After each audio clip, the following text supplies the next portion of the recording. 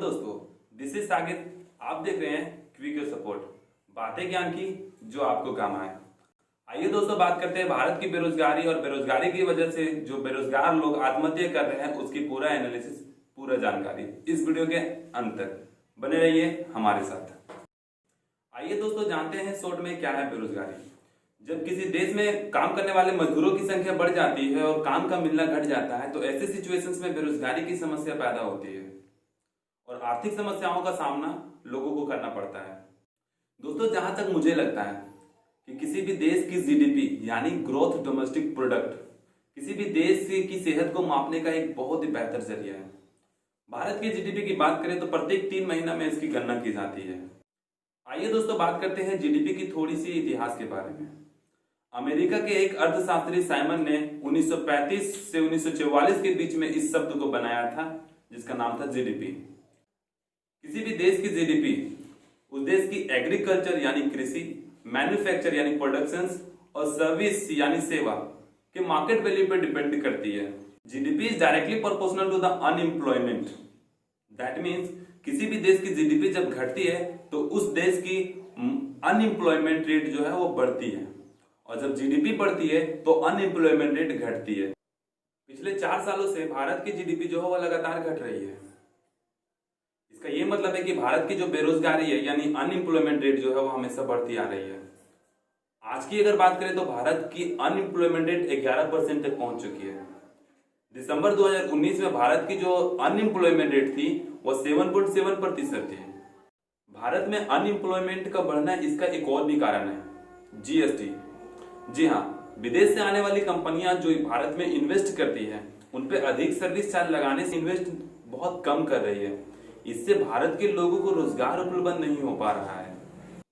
December 2019 CMIE centre for monitoring Indian economics की एक survey report आई जिसमें भारत के जिन 10 राज्यों में सबसे ज्यादा बेरोजगारी है उसमें से 6 राज्य बीजेपी शासित राज्य हैं या फिर वहां पे बीजेपी अपने गठबंधन की सरकार बनाई है।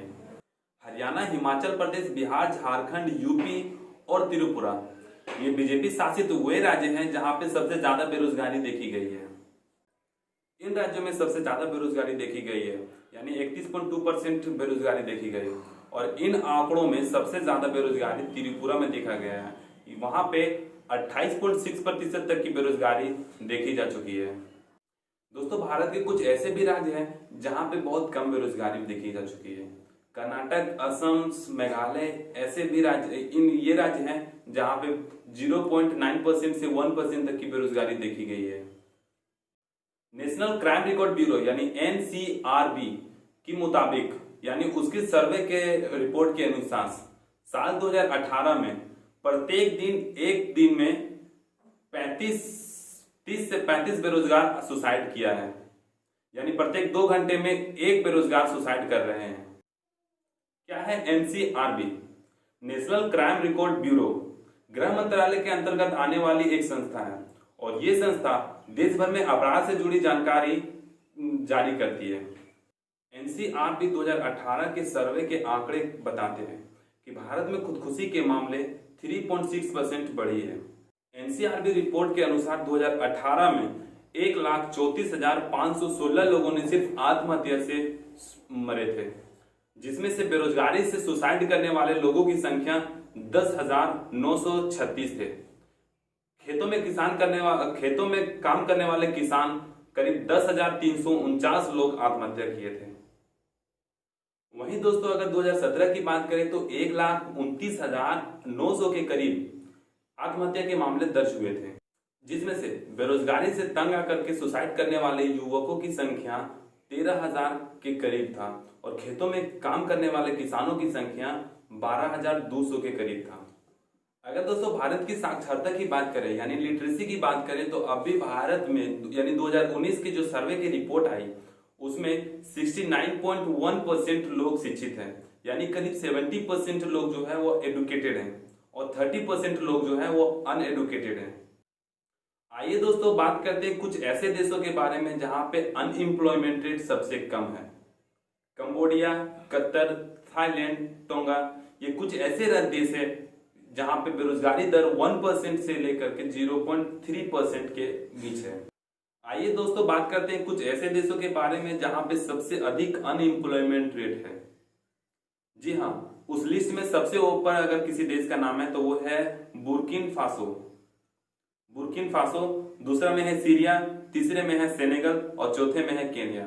ये ऐसे देश है जहां पे 40% से लेकर के 77% तक की बेरोजगारी देखी जा चुकी है।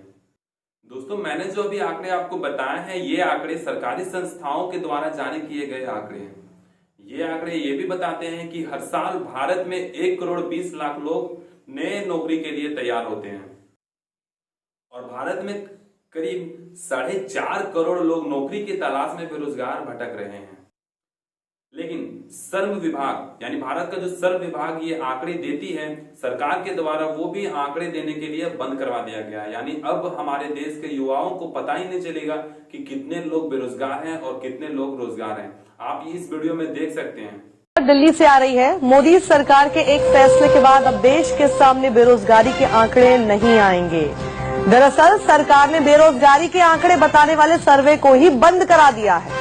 आखिरी सर्वे सितंबर 2016 में जारी हुआ था, जिसके चलते सरकार की काफी फजीहत हुई थी और विपक्ष ने सरकार को बेरोजगारी के मुद्दे पर घेरा था। लेकिन अब श्रम मंत्रालय ना तो ये सर्वे करवाएगी और ना ही ये आंकड़े देश के सामने आएंगे। तो अब पता ही नहीं चलेगा इस देश में कि आखिर बेरोजगारी किस चरम पर है अपने। तो दोस्तों इस वीडियो में बस इतना ही। मिलते हैं अगले वीडियो में। तब तक के लिए अगर हमारा ये वीडियो अच्छा लगा है तो लाइक करिए, कमेंट करिए और हमारे चैनल को सब्सक्राइब करिए और अपने दोस्तों के साथ शेयर करिए। तब तक के लिए मिलते हैं अगले वीडियो में। टेक